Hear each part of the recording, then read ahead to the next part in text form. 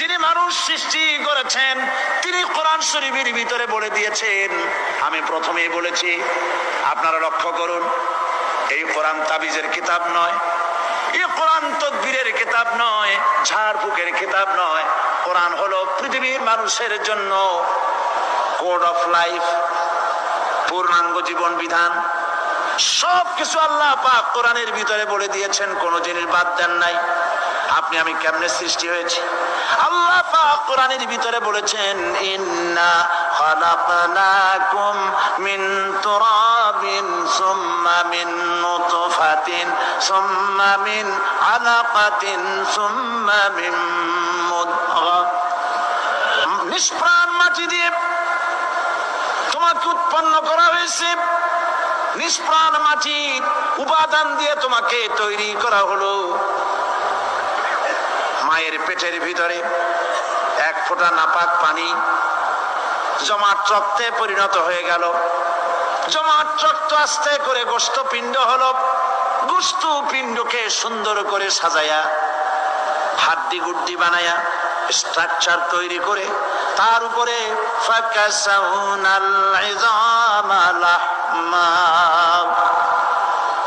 চামড়া দিয়ে গোস্ত দিয়া সাজায়া সুন্দর করে বানালাম। আল্লাহর পরিচয় শুনুন, আল্লাহ আমার কেমন আল্লাহ।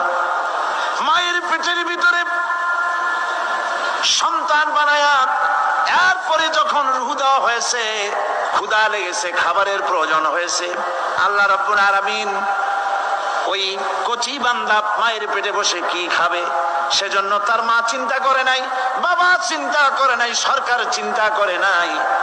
আল্লাহ রাব্বুল আলামিন মায়ের মাসিক অসুখকে বন্ধ করে দিয়ে সন্তানের নাভির সাথে আর মায়ের নাভির সাথে তার লাগায়া, পাইপ লাগায়া মায়ের মাসিক অসুখের রক্তগুলি দিয়ে সন্তানকে বড় বানালেন। মুখ দিয়া এই রক্ত পান করালেন না, মুখটাকে পবিত্র রেখে দিলেন যাতে করে পৃথিবীতে আসার পর ওই মুখ দিয়া আল্লাহ রাব্বুল আলামিনের জিকির করতে পারো।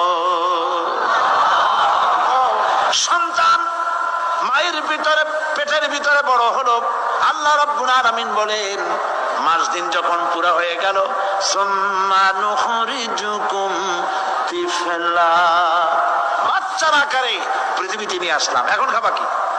পৃথিবীতে যখন বাচ্চা এলো তখন তার পেটের সাথে যে সংযোগ ছিল মায়ের নাভির সাথে আর সন্তানের নাভির সাথে, সেই সংযোগ তার আর কি থাকলো? কি করা হলো? কেটে দেওয়া হলো।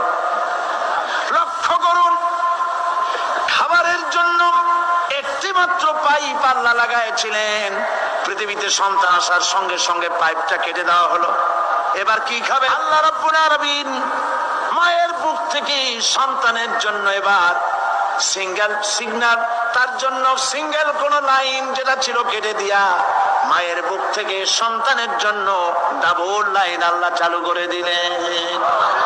এমন দুধ বানাই দিলেন যা শুধু খাবার নয়, শুধু ফুড ভ্যালু নয়, এই দুধের ভিতরে ক্যালসিয়াম, এর মধ্যে ভিটামিন, এর মধ্যে আয়রন, এর মধ্যে মেডিসিন। দুনিয়ার এই সন্তান ছিল সুরক্ষিত জায়গার ভিতরে ছিল, কোন পলিউশন সেখানে যেতে পারতো না, রোগের জার্ম সেখানে যেতে পারতো না। দুনিয়ায় এলো দূষিত আবহাওয়ার ভিতরে, এই সন্তানকে এখনই অ্যান্টিবায়োটিক খাওয়ালে পরে অসুবিধা হবে। আল্লাহ রাব্বুল আলামিন মায়ের দুধের ভিতরে ঔষধ দিয়া রোগের প্রতিষেধক বানায়া দিলেন। এ হলো আমার আল্লাহ। এ আমার কে? আল্লাহ। জোরে বলেন আল্লাহ। আল্লাহ আল্লাহ রাব্বুল আলামিন মায়ের দুধ দিয়ে সন্তানকে বড় করলেন আর শোনায় দিলেন, খবরদার এই মায়ের সাথে, এই বাপের সাথে নাফরমানি করবি না। মা বাপের জন্য আমার কাছে দোয়া করবি, রব্বির হামহুমা কামা রাব্বায়ানি সাগীরা। সবাই পড়েন আমার সাথে, রব্বির হামহুমা কামা রাব্বায়ানি সাগীরা। আল্লাহ পাক শিখাই দিলেন, বান্দারে আমার কাছে দোয়া করায় আল্লাহ, আমার মা বাপ আমাকে ছোটবেলায় যেভাবে স্নেহের কোলে লালন পালন করেছে, এইভাবে আমার মা বাপ তোমার রহমতের কোলে লালন পালন করো। মনে থাকবে ভাইরা? বলে মনে থাকবে? প্রত্যেক নামাজের পরে মা বাবার জন্য দোয়া করবেন, বেঁচে থাকুক আর মরে যাক, দোয়া করবেনই, মনে থাকবে? রব্বির হামহুমা কামা রাব্বায়ানি সগীরা।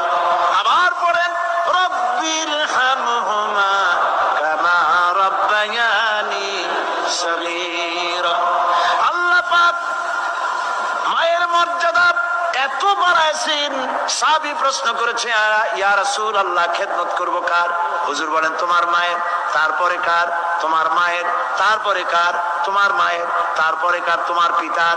বাপের চাইতে মায়ের মর্যাদা আল্লাহ 3 গুণ বাড়াইয়া দিলেন, 3 গুণ বৃদ্ধি করে দিলেন।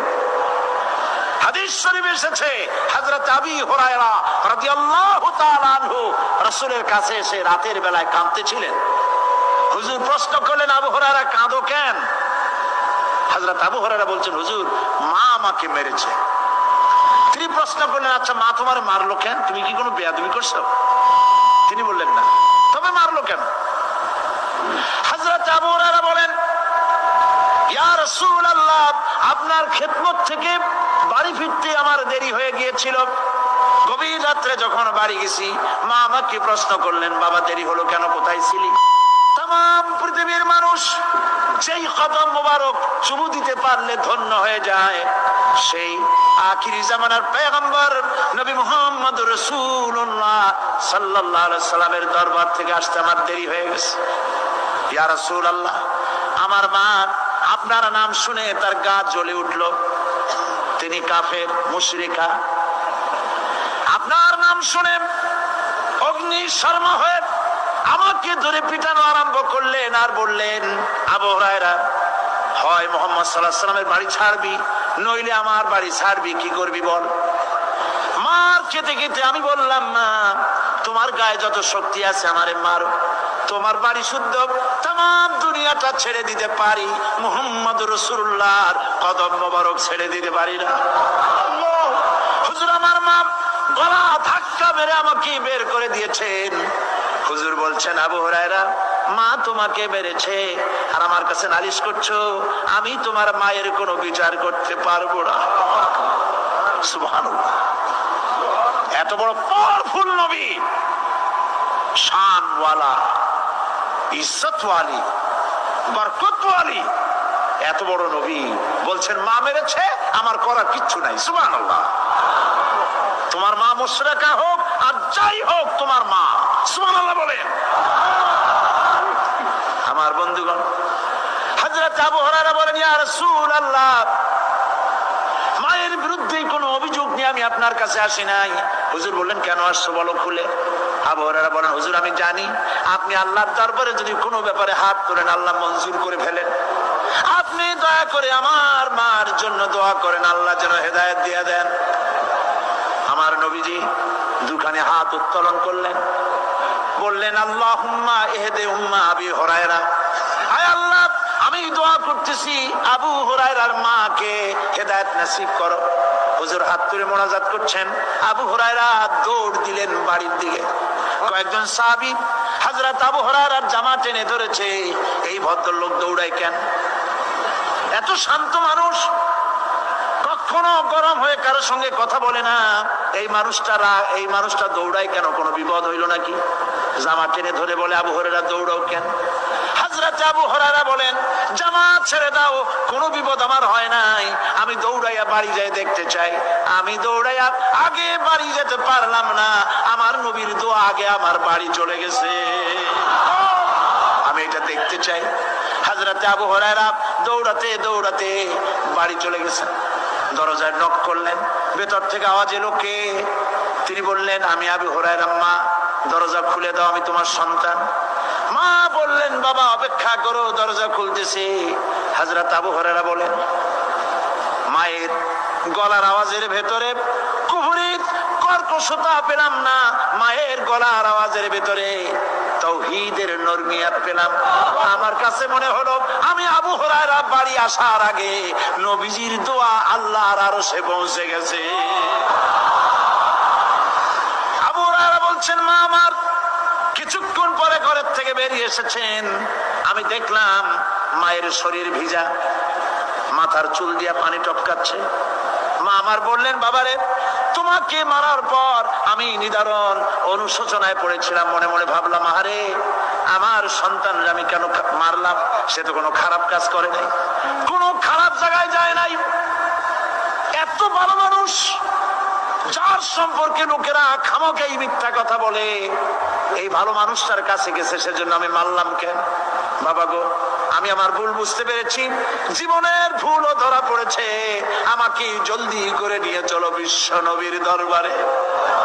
হযরত আবু হুরায়রার মা রাসূলুল্লাহর খেদমতে এসে ঘোষণা করলেন, আশহাদু আল্লা ইলাহা ইল্লাল্লাহু ওয়াহদাহু লা শারীকা লাহু ওয়া আশহাদু আন্না মুহাম্মাদান আবদুহু ওয়া রাসূলুহু।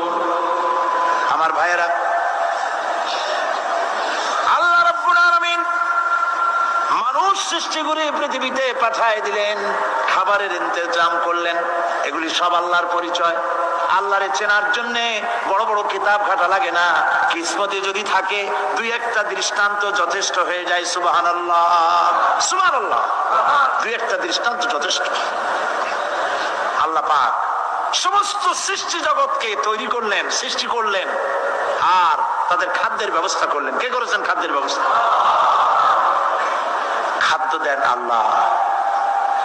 কিন্তু অহংকারী যারা, তারা বলে দেশের বাম্পার ফলনের জন্য সমস্ত কৃতিত্ব সরকারের। বলেন আস্তাগফিরুল্লাহ, বলেন নাউজুবিল্লাহ। এদের একজন বলছিল, 3 বছর কিছু দিবার পারুম না, লোকেরা কয় আমরা না খাইয়ে থাকু, আল্লাহ কয় আমিও দেহু, কদ্দুর পারো না খাইয়ে থাকি। ফসল কে দেন? জোরে বলেন কে দেন? বাম্পার ফসলের ফলনের দাবি সরকার করতে পারে না, এটা কুফরি, এটা শিরক। জমিনের ফসল কে দেন? আকাশের বৃষ্টি কার? পানি কার? সার কার? সব আল্লাহ পাক। আল্লাহ পাক কোরআন শরীফে বলেছেন, লাইন শাকারতুম লাযীদান্নাকুম ওয়া লাইন কাফারতুম ইন্না আযাবী লাশাদীদ। আমার নিয়ামতের শুকর যদি আদায় করো বাড়ায় দেব, আর যদি কৃতজ্ঞ হও, শুকরিয়া আদায় না করো, মস্ত বড় শাস্তি দেব। ফসল দেই আমি, আর শুকরিয়া আদায় করো তোমার বাজানে, ঠিক কিনা? শুকরিয়া আদায় করে কার? বাজানে। একটা লোকের, একটি মানুষের যেই প্রশংসা এই সরকার করলো, বিগত 4.5 বছর ধরে একটা মানুষের যত জিকির করলো, প্রশংসা করলো, ছবি টানাইলো, যদি এতটা জিকির, এতটা স্মরণ আল্লাহ রাব্বুল আলামিনের করত, ওদের জন্য আল্লাহর জান্নাতের দরজা খোলা হয়ে যেত। প্রশংসা করবে কার? চিল্লায় বলুন, আল্লাহ পাকের প্রশংসা করবে। খেতে দেওয়ার মালিক তিনি। আল্লাহ পাক বলছেন, আল্লাহকে, তার পরিচয় আল্লাহ তুলে ধরেছেন, ওয়া মা মিন দাব্বাতিন ফিল আরদি ইল্লা আলাল্লাহি রিজকুহা। এই পৃথিবীর ভিতরে এমন কোন বিচরণশীল জীব নাই যার রিস্কের দায়িত্ব আমি আল্লাহ গ্রহণ করি নাই। সুবহানাল্লাহ বলবেন না? রিস্কের দায়িত্ব কার হাতে? আচ্ছা দেখুন তো, পৃথিবীর সমস্ত সরকারের কাছে বিভিন্ন মন্ত্রণালয় আছে না? খাদ্য মন্ত্রণালয় বলে কোন মন্ত্রণালয় আছে কিনা? আছে। খালি কয় খামু আর খামু। খাদ্য মন্ত্রণালয় আছে, থাকার পরেও মানুষ না খাইয়া মরে, ঠিক কিনা? এবার একটু তাকান তো, জ্ঞানের চক্ষু দিয়া তাকান, ফরেস্ট এরিয়া বাঘ আছে কিনা? নাই। সিংহ আছে কিনা, গন্ডার আছে কিনা, হাতি আছে কিনা, বিশাল বিশাল প্রাণী আছে কিনা?